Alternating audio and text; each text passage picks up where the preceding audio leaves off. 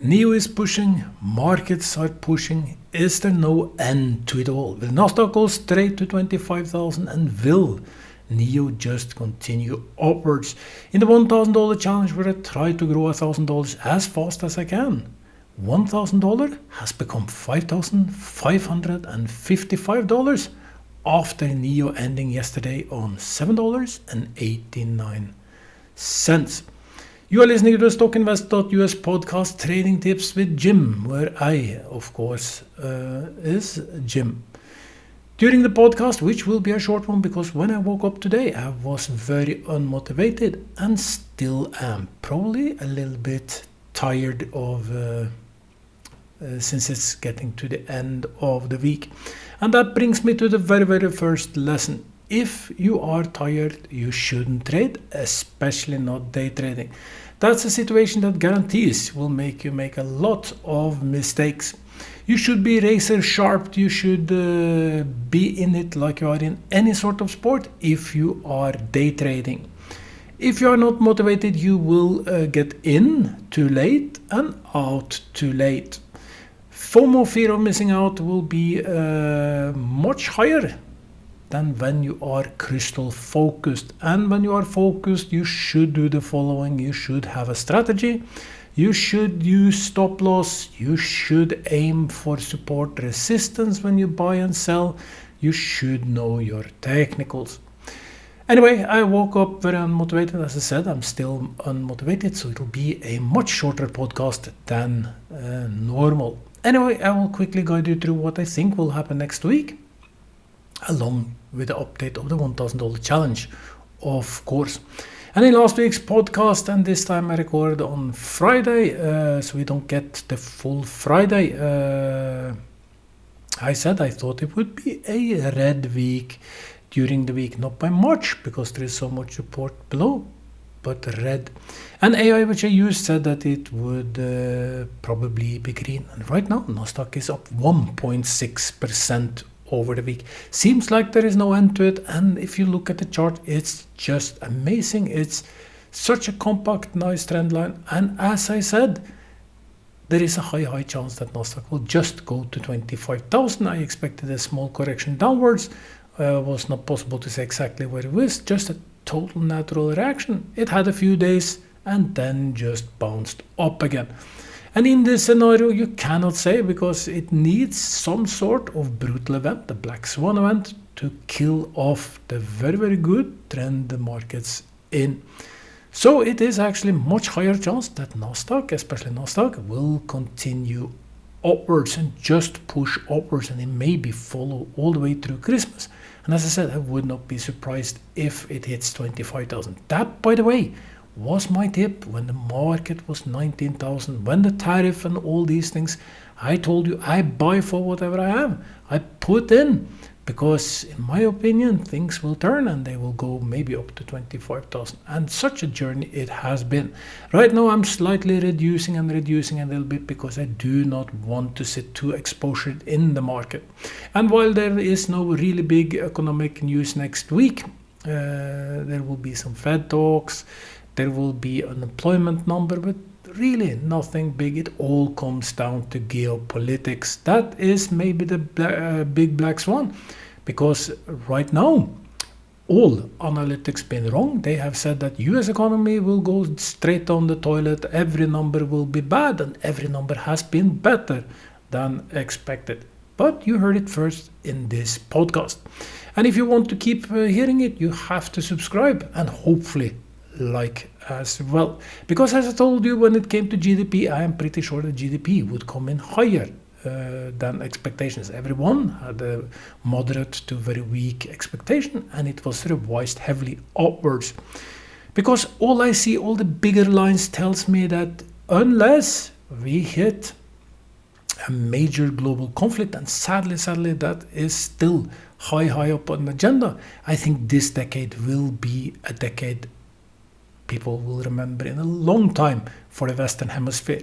First off will be US, that will again pave a huge way upwards, and then Europe, which sadly has become what it is, Will not get into politics, but Europe will also slowly change. Will take some more time before Europe gets rid of all this wokeness, all this stupidity, and start to get back on track. US will be first, and most of you trade at Nasdaq, and this podcast is mainly about US markets.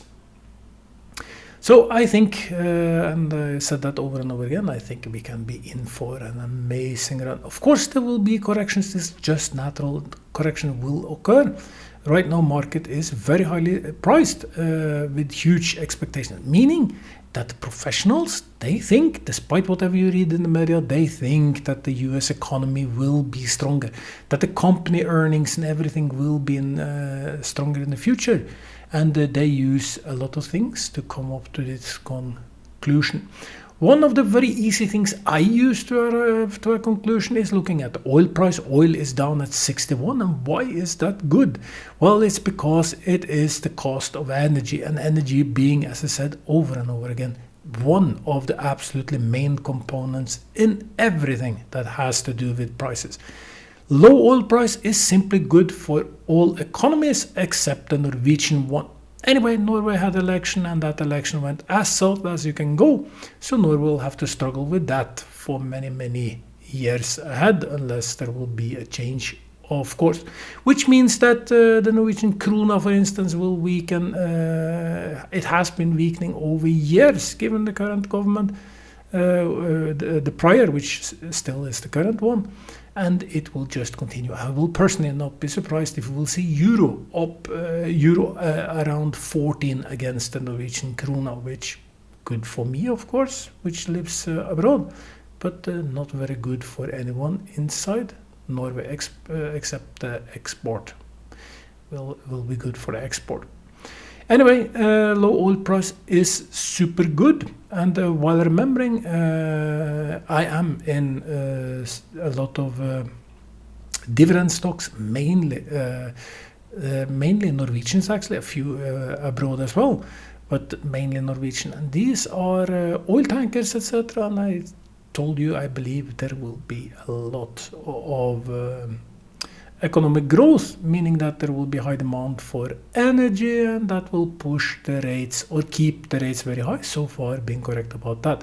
I believe oil will continue downwards because Trump is saying that cost of energy should go down. He will work for it, and I think it will happen. It's a very good thing for Germany, which absolutely is struggling and getting deeper and deeper into the mud. And even now, Germany themselves says that maybe it's time to wake up.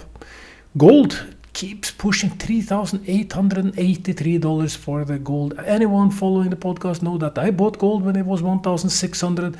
I sold just under 3,000, saying that I believe gold will go to 3,500 for sure. But I sold to use all that tariff scare to get into NIO, more into NIO, more into Nvidia, more into Tesla, and a few other stocks. So, looking back, gold is now almost 30% higher than when I sold it, but the investments into Nvidia and into Tesla has almost doubled up, more than 80% both of them. So it's still correct, but it's a little sad to see gold going as much, but sometimes you just have to make your priorities. There is one thing I do not do, and one thing I would recommend you not to do, is use gearing. I use the money that I have when I trade. I don't use geared products. I could have stayed in gold. I could have used gearing to buy both Nvidia, more of Tesla. But I've been so long in the game that I know that out of the blue can come something, and markets may fall extremely fast before you're even able to turn around. And that is maybe a very, very, let's put it like low risk approach. And everyone says that you should take risk, you should go hard in. But for me, it works. It works very well. I sleep very well at night. I don't care if markets bump a little up and down, because at the most I can lose what I have in the market. I cannot lose anymore. And I'm in no position where I have to sell, because that, my friends, that is the one way that you will guaranteed lose money. If you're in trade products, in geared products, I mean, something happens, most of you will be forced to sell, and you will be forced to sell with a heavy loss just to see the stock go up. Most of you probably saw that happening during the tariff scares, for instance, or as long back as when COVID hit the market. The 10-year Treasury yield, which is one number that is easy to follow, is at 408, keeps falling, and it's another sign that the professionals, they believe more and more in the economy. When this number go down, markets usually go up, and it just seems like it will continue downwards. There is one other thing that I like to watch, trying to figure out what will be in the week ahead, is the buy and the sell signals. So we have the chart, but if the buy and the sell signals are way too high, it can indicate that the markets is overbought or oversold. And I've used this every time they peak, I sell, and every time they are too low, I just buy for whatever I had. Right now they are so average that it's hard to say anything else than average.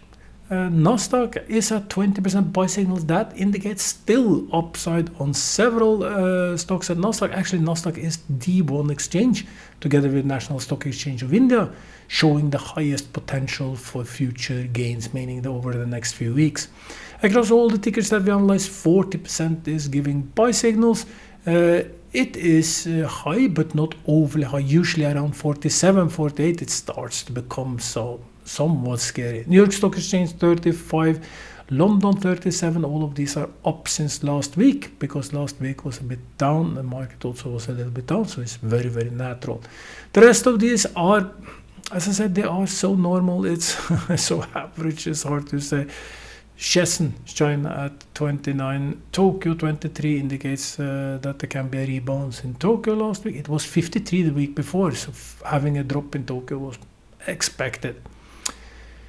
These are just saying that there is nothing in the signal saying that the market should fall, and the trend, as I said, is just stupid. Let the trend be a friend is one of the most reliable slogans that you can use, and actually a small knowledge tip that you can use when trading. Trends usually stay. It's when they are broken that is when you should sell, but as long as they stay within the trend is marked with trend lines above and below, you should just keep within that. And very often buying at the bottom of the trend is where you want to buy, and of course if you are a short-term trader, you sell at the top of the trend with the expectation that it will follow the normal which it has over a long time, and then go a little down. Even being in the top of the trend, in a rising trend, you can still make money, because it could fall 3, 4, 5%, and you can rebuy a little bit later.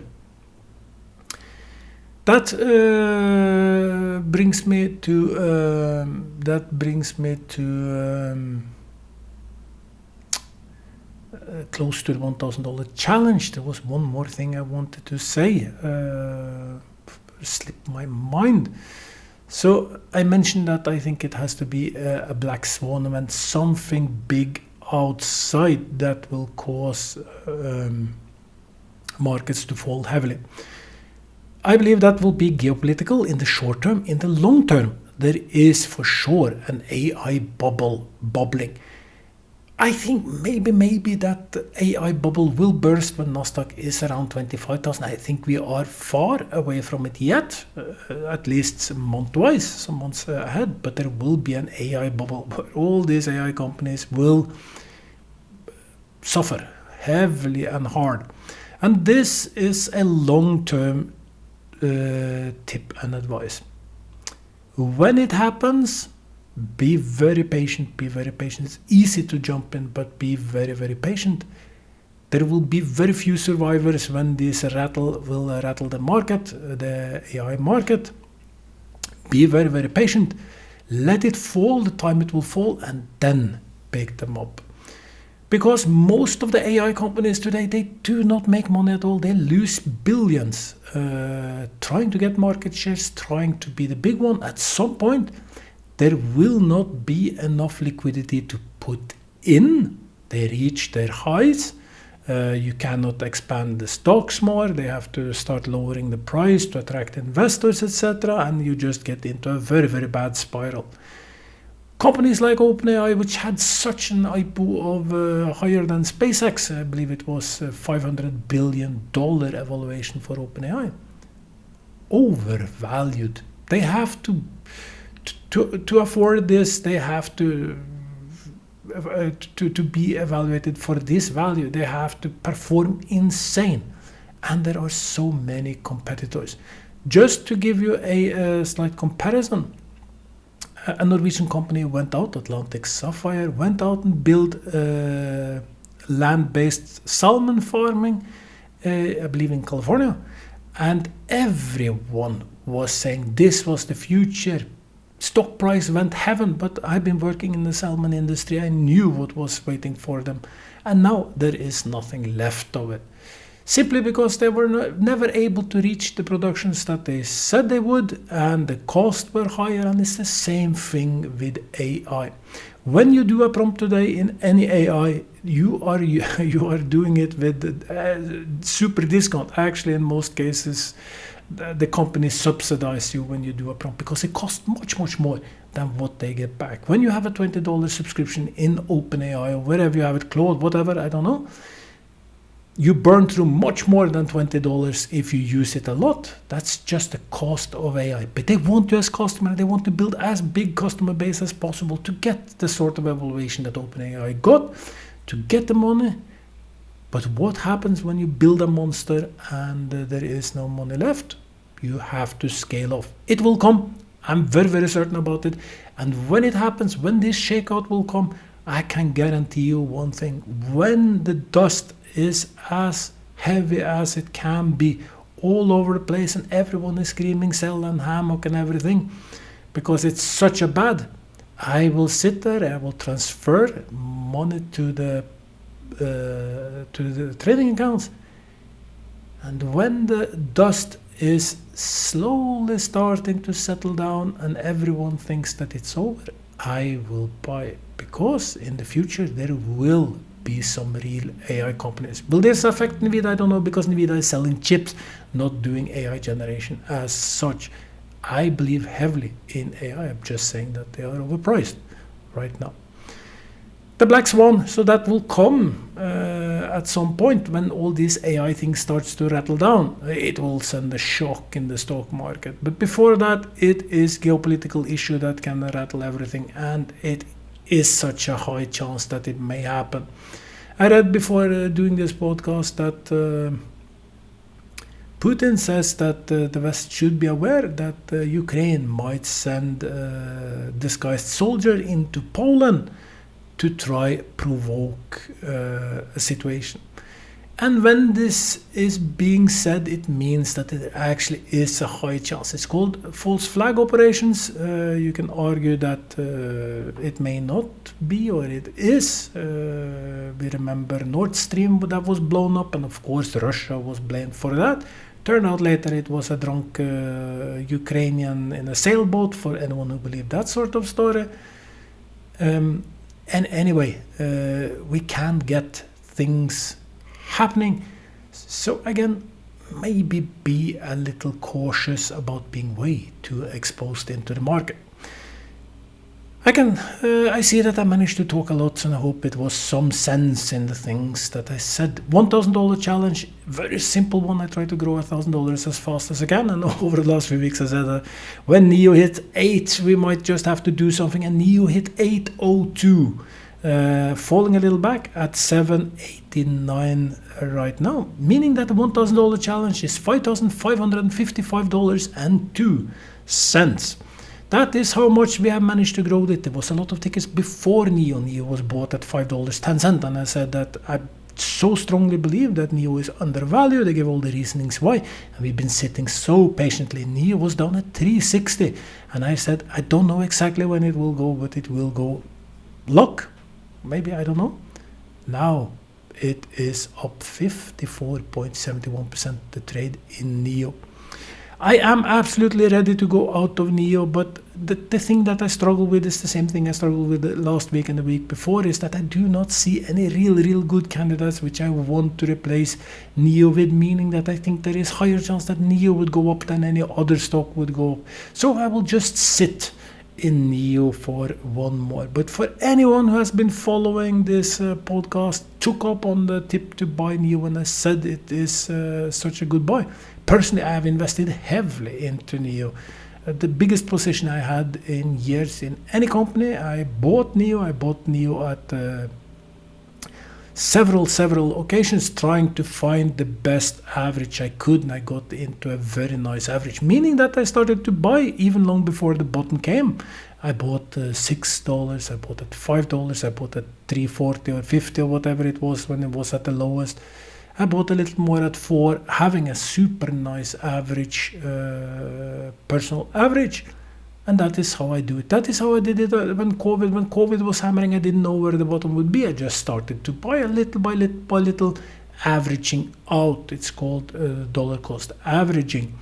And you can do this strategy if you have, like I have some capital, so I can do these sort of things, and it gives me a better, I just have to know where I want to be. And right now, I see that NIO, well, I believe if markets fall, I think NIO will hold better than most stocks. And I don't see so many. There are stocks, of course, but you really have to scan the market. So sorry for anyone that was waiting for to buy into a new stock in the $1,000 challenge. And some of you may sit with the question, so should I buy NIO at today's level? I think NIO at very short term, and we talk week, next week, week over, the risk is a little bit too high. But if we look long term forward, I see NIO easily at $24, meaning that I think NIO will go 3 times from today's level. I believe that already Q4 we will see better profitability in numbers, and eventually they will go profitable, and we will see how that will affect the stock price. And I believe EV is the future, no matter what is said right now.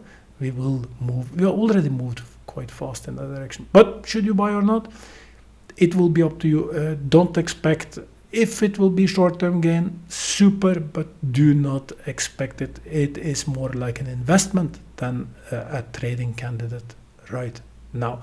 If it drops back to 5 or 6, may very well happen. Then absolutely, I say absolutely, super trade. Hope you enjoyed the podcast. 22 minutes. Usually they are 30 minutes, so we saved 8 minutes. Slowly while talking, my motivation came a little bit more back, maybe because I like talking to you. Been doing this podcast for a very long time, and I know a lot of you listens to the podcast, and some of you learn a little bit, and some of you send me very nice messages that you have gained experience and have gained in your portfolio, have gained. And that is the only reason why I do this podcast. I want for you to have the best shot possible, and if I can teach you anything, it is super. Until next week, just have a super week, and hopefully your portfolio will be much greener by the end of the week. Bye. Welcome to StockInvest.us Stock Analysis. We remind you that trading involves a high risk of losing money, and that you should speak with a financial advisor before buying or selling any securities. You should not base your investment decision upon StockInvest.us. By using the information you agree and are held liable for your own investment decisions.